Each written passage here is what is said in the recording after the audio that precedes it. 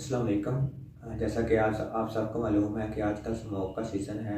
Atmosphere में pollution बहुत ज़्यादा है, तो उसी से रिलेटेड एक बीमारी जिसे ब्रोंकियल अस्थमा या दमे की बीमारी या सांस की एलर्जी की बीमारी या फेफड़ों की एलर्जी की बीमारी भी बोलते हैं, तो उस पर बात करेंगे। हम बात करेंगे दमे की वजूहात क्या हैं, दमे की अलामात क्या हैं, इसमें हम कौन कौन से टेस्ट करवाते हैं और इस बीमारी का हम इलाज कैसे करते हैं। तो सबसे पहले आते हैं कि ट्रिगर्स ऑफ ब्रोंकियल अस्थमा क्या क्या हैं।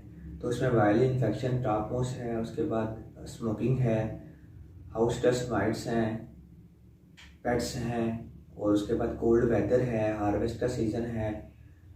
ये सब कुछ वायरल इन्फेक्शंस हैं, ये सब कुछ वजूहात हैं दमे की ट्रिगर्स की। तो उसके बाद आते हैं कि दमे की अलामात क्या हैं। तो दमे की अलामात में 4 मेन अलामतें हैं जो मरीज़ के अंदर होंगी, तो हम तशख़ीस कर लेंगे मरीज़ को दमे का मसला है। उसमें सबसे पहले है कफ, जो कि ड्राई होगी, और कुछ केसेस के अंदर जो है वो म्यूकस आ सकता है सफ़ेद कलर का।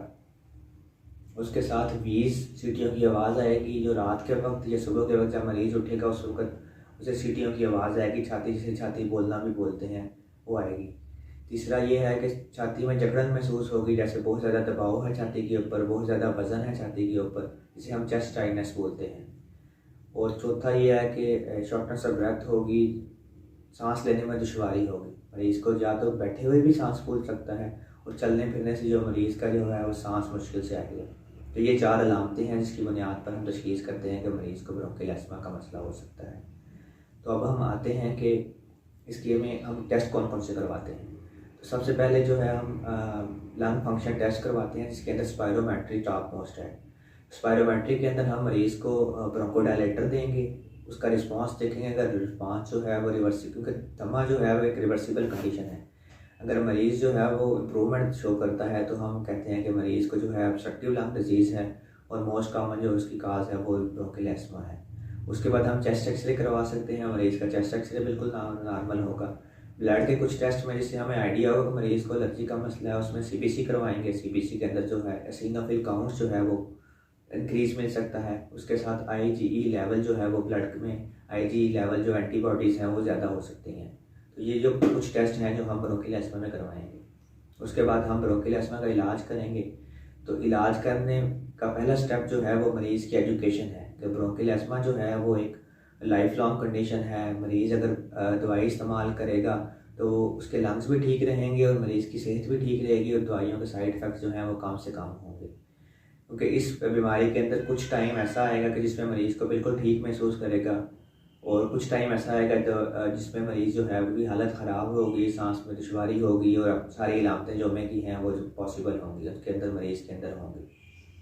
तो पेशेंट की एजुकेशन जो है वो बहुत ज़्यादा ज़रूरी है। उसके बाद ट्रीटमेंट गोल्स, सब हमने अपने ट्रीटमेंट गोल्स बनाने हैं कि 5 गोल्स हैं, जिसके अंदर पहला गोल ये है कि मरीज़ को नो लिमिटेशन ऑफ एक्टिविटीज़, दमे की वजह से मरीज़ जो है वो कोई काम अपना छोड़ ना सके। उसके बाद नॉन नाइट टाइम अवेकनिंग, मतलब रात के वक्त मरीज़ सांस की दुश्वारी की वजह से ना उठे। उसके बाद है no need of emergency treatment, मरीज़ को जो है वो एमरजेंसी में कोई ट्रीटमेंट ना लेनी पड़े, जैसे इनहेलर होता है मरीज़ को ना लेना पड़े। और जो नॉर्मल लंग फंक्शन टेस्ट है, मरीज़ अगर अपने लंग फंक्शन के टेस्ट करवाएं तो वो बिल्कुल नॉर्मल है। और चौथा ये है कि no attack of bronchial asthma in last 1 year, पिछले 1 साल के अंदर ब्रोंकियल अस्थमा का कोई भी अटैक ना हुआ हो। तो ये हमारे 5 जो हैं वो ट्रीटमेंट गोल्स हैं, जिसकी बेसिस पे हम फर्दर मरीज़ को ट्रीट करेंगे।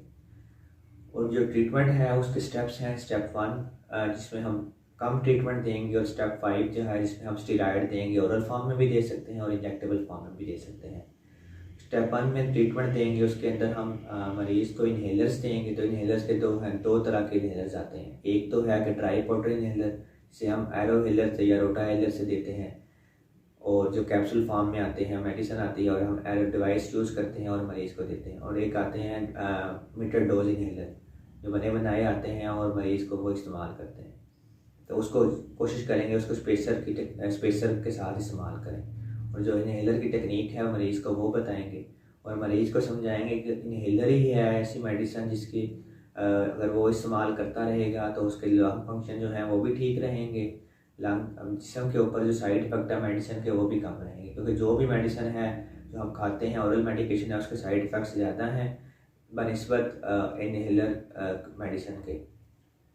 उसके बाद ओरल मेडिकेशन में मोटिलोकास्ट दे सकते हैं आप। ओरल ब्रोंकोडायलेटर्स हैं, इसमें ज़ैंथीन डेरिवेटिव्स हैं, बीटा 2 एगोनिस्ट हैं, ट्रिब्यूटालिन है, वेंटोलिन है, ये हम दे सकते हैं। सल्ब्यूटामोल है, ये हम दे सकते हैं। उसके साथ मरीज़ की वैक्सीन, अगर वायरल इन्फेक्शन जो है वो कॉमन ट्रिगर है, तो अगर मरीज़ वैक्सीन करवा लेगा इन्फ्लुएंजा वायरस की तो वो बच सकता है। तो इस सारी वीडियो का जो टेक होम मैसेज ये है, जैसे वेदर भी है स्मोक का, तो मरीज़ जो है वो मास्क इस्तेमाल करे, एलर्जन से बचे, और जो डॉक्टर ने जो ट्रीटमेंट दी है वो इस्तेमाल करे, तो काफ़ी हद तक अपने इलामात पे काबू पा सकता है। शुक्रिया।